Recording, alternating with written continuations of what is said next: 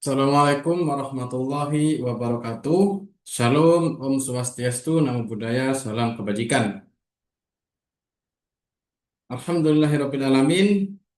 Eh, Pada kesempatan kali ini saya akan mempresentasikan apa saja hal-hal yang saya rasakan dan pelajari dari pelatihan Latsar CPNS tahun 2026 dalam materi agenda 2.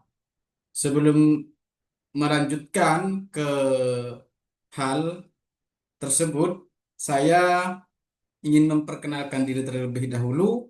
Nama saya Husni Mubarak SHMH. Saya dari CPNS, Kemdikti Universitas Jember. Maksud saya instansi saya Universitas Jember. Dan saya berada di gelombang 1, angkatan 1, dan kelompok 3. Langsung saja ke penjelasan hal-hal yang ingin saya sampaikan ini.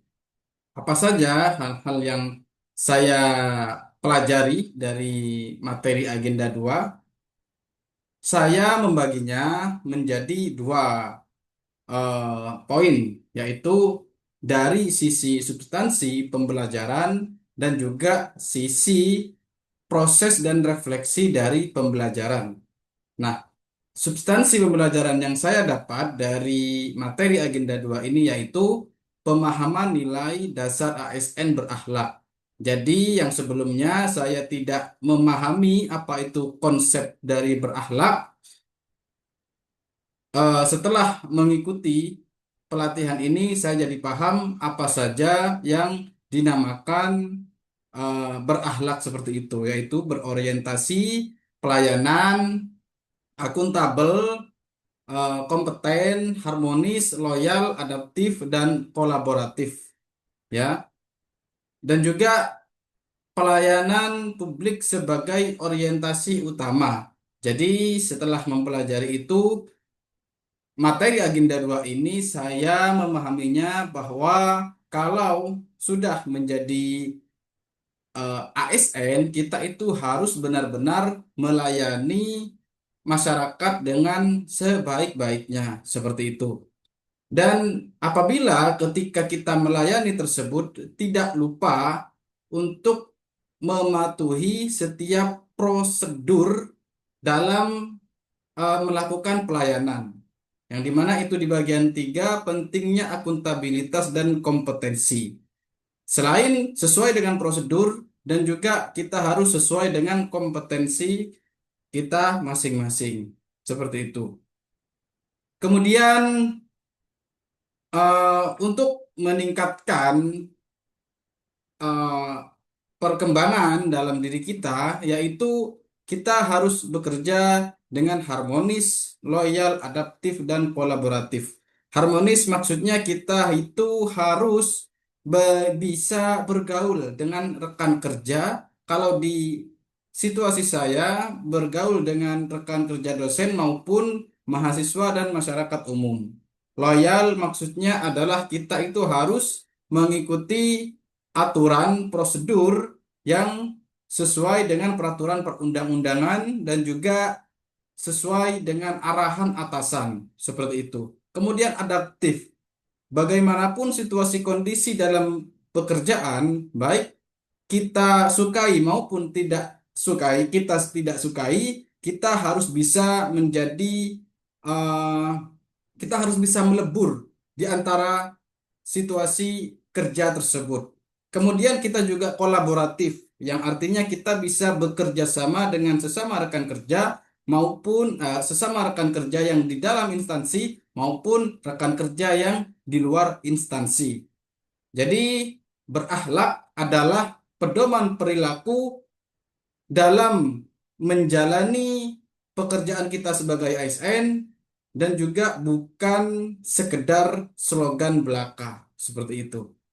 Nah, dari pembelajaran yang saya pelajari ini, saya melaluinya dengan beberapa dengan beberapa cara, yaitu sinkronus dan asinkronus, seperti itu.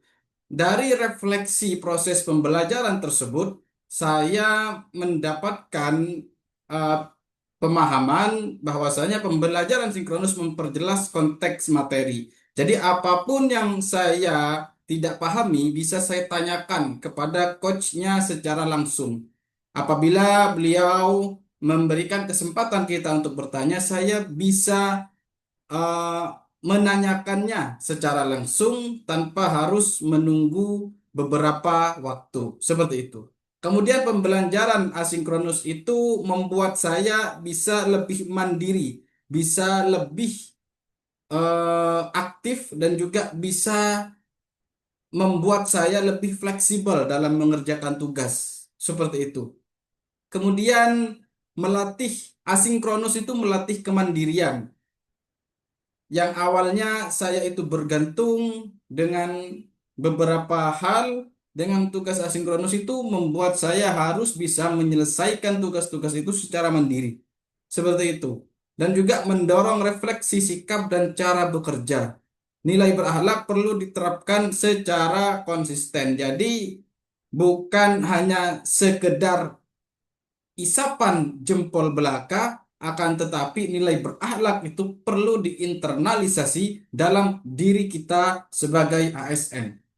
Yang dimana nantinya menjadikan kita, membuat kita menjadi bekal etika dalam peran profesional. Jadi dalam pekerjaan kita sebagai ASN itu, berakhlak adalah modal utama, modal penting untuk menjalankan peran profesional kita sebagai ASN. Terima kasih. Begitu saja penjelasan dari saya dan refleksi dari apa yang saya dapat itu. Terima kasih atas kesempatannya. Wassalamualaikum warahmatullahi wabarakatuh.